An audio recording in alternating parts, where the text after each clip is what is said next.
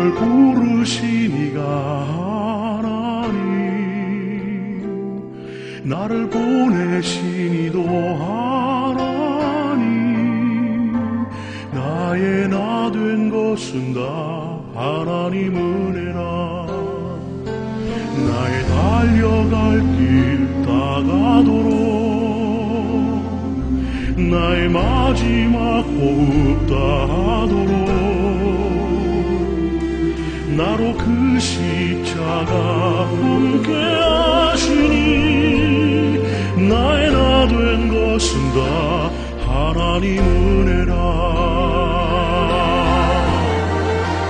한량없는 은혜,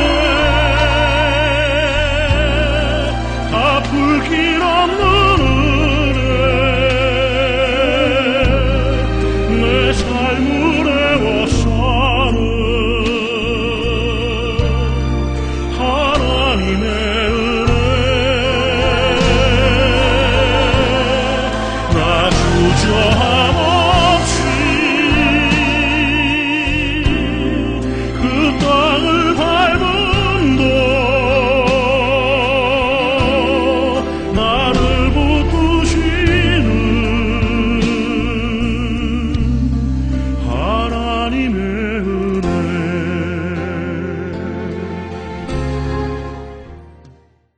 2014년 1월 29일 요한계시록 22장 14절로 15절 말씀입니다.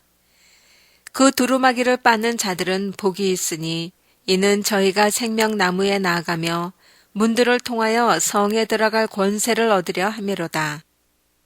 개들과 술객들과 행음자들과 살인자들과 우상 숭배자들과 및 거짓말을 좋아하며 지어내는 자마다 성 밖에 있으리라. 아멘. 아침 기도 시간에 천국에 올라갔습니다. 주님과 우리가 위로 빨려 들어가듯이 빠르게 올라갔는데 우리가 도착한 곳은 주님의 보좌가 있는 곳이었습니다. 보통 나는 주님의 보좌 앞에 가면 대개는 보좌 앞에 엎드려 있거나 아니면 주님의 왼편으로 천사들이 있는 곳에 내 의자가 있는데 거기 앉아 있곤 했습니다. 그런데 오늘은 다른 날들과는 다르게 내가 가자마자 주님의 보좌 왼쪽에 천사들이 있는 곳에 내가 서 있는 것이었습니다. 나는 왜 내가 서 있지? 하고 궁금해하고 있었습니다. 천국에서는 이런 일들이 자주 일어납니다. 즉 나의 의지가 아니라 주님이 그렇게 나를 움직이시는 것 같습니다. 내 의지와는 상관없이 내가 그렇게 하고 있었습니다. 그리고 나는 내 마음에 저 반대편 들어오는 입구에서 누군가 들어올 것을 알고 있었는데 누군지 모르지만 그 들어오는 그 사람으로 인해서 벌써 내 마음이 무척 설레고 있는 것을 알 수 있었습니다. 도대체 누가 들어오길래 내가 이렇게 저 입구 쪽을 바라보며 설레는 마음으로 기대하고 있는지 참으로 나도 모를 일이었습니다. 그 입구 쪽을 바라보고 있는데 살아생전에 내 육신의 아버지가 젊었을 때의 얼굴로 환하게 웃으면서 그 입구로 들어오는 것이었습니다. 그리고 들어와서는 우리 쪽을 바라보고 주님의 앞쪽 오른편에 가서 서셨습니다. 나는 무척 기분이 좋았습니다. 아, 그래서 내가 마음이 설렜구나 알 수 있었습니다. 그 다음은 저 입구에서 또 한 사람이 들어오는데 그분은 내가 아는 이 아무개 목사님의 사모님이었습니다. 그 사모님이 돌아가신 지는 약 4년이 되었습니다. 그분이 들어와 우리 아버지 옆에 서시는 것이었습니다. 이들은 내가 다 아는 사람들로서 벌써 이 세상을 떠나 이 세상에 없는 자들입니다. 그러면 나는 갑자기 내 마음으로 절실히 어제 쇠창살 안에 있는 것을 보았던 아무개 목사님은요? 하고 질문이 생기면서 그분의 이름을 불렀습니다. 왜냐하면 나는 그 목사님이 쇠창살 안에 있는 것을 부정하고 싶었습니다. 그래서 그분이 저 입구에서 들어오기를 너무나 절실히 바라서 그분의 이름을 불렀던 것입니다. 그랬더니 그분은 들어오시지 않고 갑자기 그 천국 입구가 내 시야에 까맣게 보이는 것이었습니다. 그리고 그가 흑암 속에 있음이 보였습니다. 아, 나는 절규했습니다. 그는 천국에 없구나. 나는 또 외쳤습니다.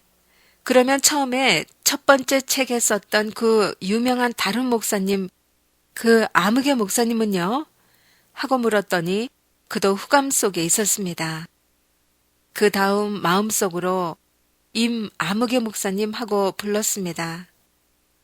이분은 한국에서 최근에 석 달 전에 돌아가신 분으로 내가 저번에 주님께 보여달라고 했었는데 그분은 천국에 있는 것을 보여주셨던 것입니다. 이분의 이야기는 첫 번째 책에 썼습니다. 그분의 이름을 내 마음속에서 부르자 그분이 저 입구에서 들어와 우리 아버지와 이 아무개 목사님 사모님 계신 옆에 와 서는 것이었습니다. 나는 너무 놀랐습니다. 주님, 어찌 이런 일이요? 주님이 나에게 어제 살아생전 유명하였던 아무개 목사님에 대하여 궁금해하던 일을 오늘 다른 방법으로 명확히 알게 해주신 것이었습니다. 나는 어제 그 목사님을 보여달라 했더니 주님은 슬퍼하시면서 그가 쇠 창살 안에 있는 것을 보여주셨습니다.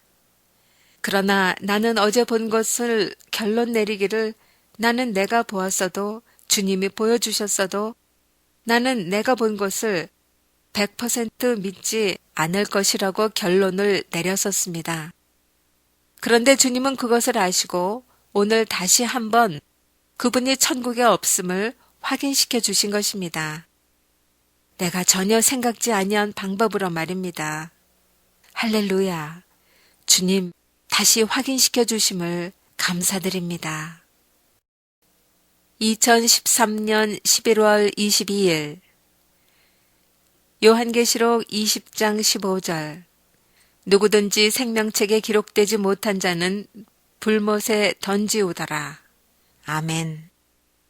요한계시록 3장 5절 이기는 자는 이와 같이 흰옷을 입을 것이요 내가 그 이름을 생명책에서 반드시 흐리지 아니하고 그 이름을 내 아버지의 앞과 그 천사들 앞에서 시인하리라. 아멘. 천국에 올라갔습니다. 주님은 내가 힘들어한 것을 아십니다. 그래서 나에게 생명수를 먹이셨습니다.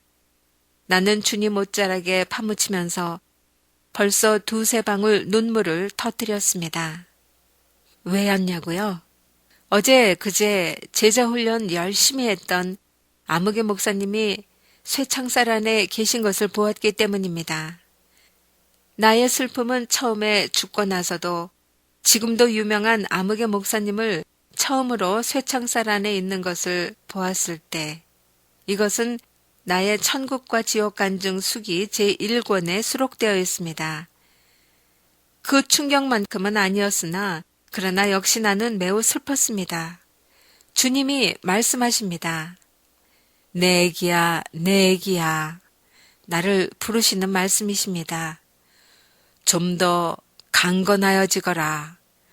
하고 말씀하시는 말 없는 말이 내게 전달되었습니다. 즉 그런 것을 보더라도 이제는 담담해야 한다는 말씀과 같은 것이었습니다. 주님과 나는 길을 걸었습니다.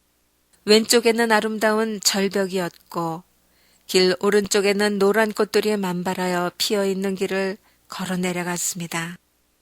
나는 내 어깨에 무겁게 짊어져 있는 모든 걱정과 염려를 벗어버리고 싶었습니다. 그것들로 인하여 내 어깨가 너무 무거운 것 같았습니다. 즉 그것들은 바로 한국에 전쟁이 일어나는 것에 대한 우려와 걱정, 또 어제 그저 보았던 유명하였던 아무개 목사님이 쇠창살 안에 있는 사실 등이었습니다. 나는 그 모든 걱정과 염려를 벗어버리고 싶다고 생각하는 순간 주님과 나는 천국에서 날기 시작했습니다. 구름을 타고 나는 것이 아니라 그냥 나는 것이었습니다. 나니까 너무 기분이 좋았습니다. 순간 모든 걱정과 염려가 사라졌습니다. 주님과 나는 계속 날았습니다. 어느새 우리는 유리바다 청동 색깔의 바다에 왔습니다. 바다 위로 빠르게 주님과 나는 계속 날았습니다. 얼마나 기분이 좋은지요. 바다에 백상어가 위로 뛰어오르면서 우리 밑에서 한참 놀았습니다. 그렇게 한참을 날다가 우리 앞에 와 대기하고 있는 납작한 널판처럼 생긴 구름에 주님과 나는 걸터 앉았습니다. 주여, 나는 요즘에 전쟁 때문에 마음이 무거웠었는데 지금은 한층 나아졌습니다. 나는 생명책의 이름이 지워지는 것과 흐려지는 것에 대해서 질문을 갖고 있었습니다. 주님, 생명책에 이름이 흐려지는 것이 있나요? 그런데 생명책에는 분명 이름이 흐려진다는 말이 있습니다. 요한계시록 3장 5절입니다. 이기는 자는 이와 같이 흰 옷을 입을 것이요 내가 그 이름을 생명책에서 반드시 흐리지 아니하고 그 이름을 내 아버지 앞과 그 천사들 앞에서 시인하리라. 계시록 3장 1절로 4절 9절을 보면 사대 교회에 주님이 보내는 편지 속에서 회개하는 자는 이기게 되는데 이렇게 이기는 자는 그 이름을 생명책에서 흐리지 않으시겠다는 것입니다. 그러면 이기지 못하는 자는 그 이름이 흐려진다는 말씀입니다. 이 이름이 흐려지는 자는 이기지 못하는 자에 속하여 예수를 믿었어도 새 예루살렘 성 밖으로 쫓겨나게 될 것입니다. 즉, 주님의 말씀하신 악하고 게으른 종들이 가는 바깥 어두운데 슬피 울며 이를 가는 장소로 가게 될 것입니다. 여기는 미련한 5 처녀가 오는 곳입니다. 지옥이 아닌 새하늘과 새 땅이 있는. 그러나 하나님의 영광이 해같이 빛나는 성 안이 아니라 새 예루살렘 성 밖입니다. 그리고 생명책의 이름이 지워질 수 있다는 말이 출애굽기에서 모세가 하나님 앞에 금송아지 신상을 만들어 범죄하였을 때 모세가 그들을 위하여 중보기도하는 곳에서 발견됩니다. 출애굽기 32장 30절로 33절입니다. 이튿날 모세가 백성에게 이르되 너희가 큰 죄를 범하였도다. 내가 이제 여호와께로 올라가노니 혹 너희의 죄를 속할까 하노라 하고 여호와께로 다시 나아가 여짜오되 슬프도소이다. 이 백성이 자기들을 위하여 금신을 만들어 싸우니 큰 죄를 범하였나이다. 그러나 합의하시면 이제 그들의 죄를 사하시옵소서. 그렇지 않사오면 원컨대 주의 기록하신 책에서 내 이름을 지워버려 주옵소서. 여호와께서 모세에게 이르시되 누구든지 내게 범죄하면 그는 내가 내 책에서 지워버리리라. 아멘. 그런데 생명책에서 이름이 기록되었다가도 지워지면 계시록 20장 15절에서 말씀하신 것처럼 영원한 불못에 던져집니다. 하나님은 대답 대신 성경의 말씀들을 생각나게 해주셨습니다. 그리고 주님과 나는 계속 그렇게 앉아 있었습니다. 계시록 20장 15절입니다. 누구든지 생명책에 기록되지 못한 자는 불못에 던지우더라. 아멘. 2014년 1월 31일 로마서 8장 5절로 8절 말씀입니다. 육신을 쫓는 자는 육신의 일을, 영을 쫓는 자는 영의 일을 생각하나니 육신의 생각은 사망이요 영의 생각은 생명과 평안이니라.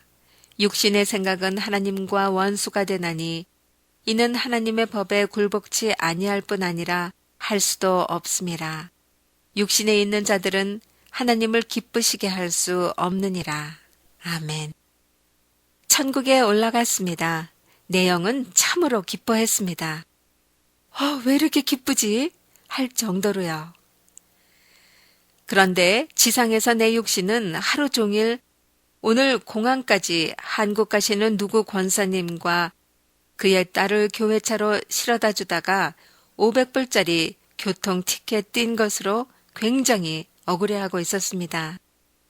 그런데 천국에 올라온 나의 영은 매우 기뻐하고 있는 것을 본 것입니다. 아니, 어떻게 이렇게 육신의 감정과 영의 감정이 다른 것인지요. 나는 참으로 새롭게 경험하고 있었습니다. 천국에 올라오니 마리아가 보이고 또한 이쁜 여자들, 즉 그들은 드레스를 입었고 면류관을 쓰고 있었습니다. 오늘따라 내 모습도 유난히 더 아름다워 보였습니다. 머리에는 다이아몬드로 장식된 면류관을 쓰고 있었고 또 하얗고 빛난 보석들이 달린 드레스를 입고 있었습니다. 그 순간 나는 오늘따라 천국에서 마리아에 대한 생각이 명백히 정리되는 것이었습니다. 정리된 생각은 다음과 같습니다. 내가 지금 천국에 있을 때에 마리아를 보면서 이 생각들이 정리된 것입니다. 그도 예수님의 딸입니다. 우리가 그의 딸인 것처럼요. 그에게도 예수님은 영원한 신랑인 것입니다. 예수님이 우리에게 영원한 신랑인 것처럼요. 그 순간 나에게는 육에서 난 것은 육이니 성령으로 난 것은 영이니라 하는 성경의 말씀이 생각났습니다. 육은 아무것도 아닙니다. 영이 떠난 육은 죽은 몸으로 흙인 것입니다.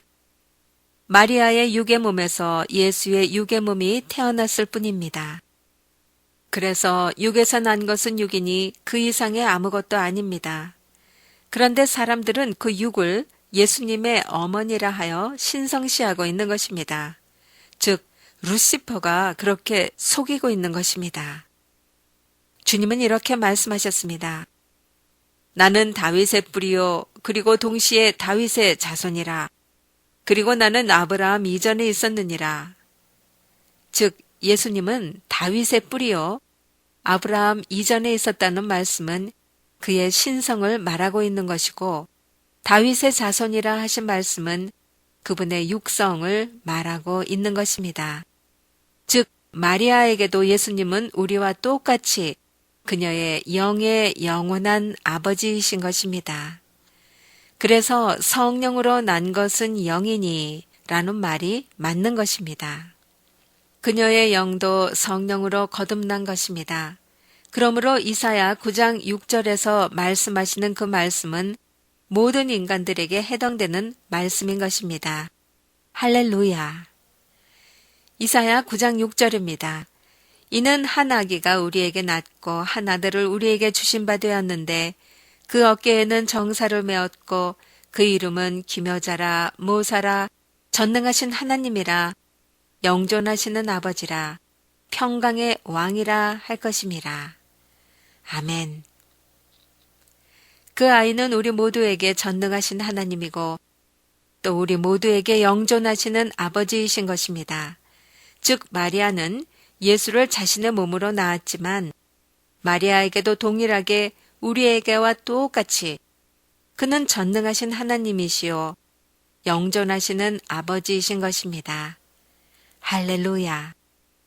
그러므로 마리아는 천국에서 우리와 똑같이 예수님을 육으로 난 자신의 아들이 아닌 자신의 영의 영원한 신랑, 자신의 영의 영원한 아버지로 모시고 있는 것입니다. 아멘. 할렐루야. 바른 깨우침을 주시는 하나님을 찬양합니다. 오늘 우리는 특별히 큰 구름을 타고 날았습니다. 왜냐하면 그 구름에 탄 수가 많기 때문입니다. 주님과 나, 그리고 마리아와 그 드레스 입은 부인들 약 7, 8명이 같이 탔습니다. 우리 모두는 저기 오색 찬란한 아름다운 궁전, 동화 속에서나 나오는 그러한 궁전에 갔습니다. 너무나 오색 찬란해서 감탄사가 절로 나왔습니다. 우리 모두는 그 안으로 들어갔습니다. 그리고 식탁에 앉아서 식사를 했습니다. 천국에서도 식사를 하는 시간이 너무 좋습니다. 꼭 날아갈 것 같은 기분입니다. 아멘. 여느 때와 같이 주님이 긴 식탁의 가운데 모퉁이 주님의 자리에 좌정하시고 그 오른편에 마리아가 앉고 그 왼편에 내가 앉았습니다. 그리고 부인들은 나누어서 주님의 오른편과 왼편에 앉았습니다. 주님이 나를 보고 활짝 웃으시면서 오늘 내가 500불짜리 교통 티켓 띈 것 때문에 속이 많이 상했지? 말없는 말을 하셨습니다. 그 순간 나는 갑자기 천국에 내 집의 식탁과 피아노가 모두 황금으로 된 것이 생각났습니다. 그것을 생각하는 순간에 주님 앞에서 나는 피식 웃음이 나왔습니다. 천국에 있는 내 집의 피아노가 순황금이고 식탁이 순황금인데 고작 이 세상에서 받은 교통티켓 500불 때문에 속이 상하여 한 것이 참으로 우습게 여겨졌습니다. 그래서 그 순간 웃음이 피식 나온 것입니다. 나는 그것 때문에 전혀 속상해할 필요가 없다는 것을 깨달았습니다. 나는 이렇게 생각합니다. 주님이 내 집을 생각나게 하여 주셔서 그것이 아무것도 아니라는 것을 나에게 알려주셨다고요. 즉, 속상해하지 말라는 것입니다. 그런데 가만히 있자. 그 부인들이 식탁에 함께 앉아 밥을 먹는데 이 밥은 천국 음식이었습니다. 이 부인들이 누구지? 하는 질문이 생겼습니다. 혹 마리아라는 이름을 가진 사람들의 모임? 이라는 질문이 내 안에서 올라왔습니다. 그런데 확실한 것은 마리아 옆에 있는 자들은 마르다와 그 동생 마리아입니다. 그 옆에는 누군지 잘 모르겠습니다. 그리고 내 옆에 앉아있는 사람들도 잘 모르겠습니다. 그들이 누군지 나한테 알려지지 않았습니다. 나는 오늘 영과 육신의 차이를 확실히 알았습니다. 나의 육신은 지상에서 아직도 그 500불 티켓 띈 것 때문에 속상해하고 아파하고 슬퍼하고 있었습니다. 그런데 내 영은 정말로 기뻐하고 있었던 것입니다. 왜냐하면 나는 그 티켓 뛴 것 때문에 나는 주님 앞에서 나를 다시 돌아보고 회개할 것을 찾아 회개하고 있었기 때문입니다. 그러므로 나의 영은 하나님 앞에서 매우 기뻐하고 있었습니다. 그래서 나는 내가 천국에 도착했을 때 매우 기분이 좋았습니다. 왜냐하면 천국에 도착한 것은 내 영이었기 때문입니다. 내 육신은 여전히 500불 티켓 끄는 것 때문에 기분이 매우 언짢아 있었습니다. 그러자 갑자기 성경 말씀이 생각났습니다. 살리는 것은 영이요 육은 무익하니라. 요한복음 6장 63절 말씀이 생각났습니다. 또한 주님이 우리에게 범사에 감사하라는 말씀도 생각났습니다. 그래서 나는 교통 티켓 500불 띈 거에 대해서 감사하기 시작했습니다. 요한복음 6장 63절 말씀입니다. 살리는 것은 영이니 육은 무익하니라. 내가 너희에게 이른 말이 영이요 생명이라. 아멘. 나를 보내신 이도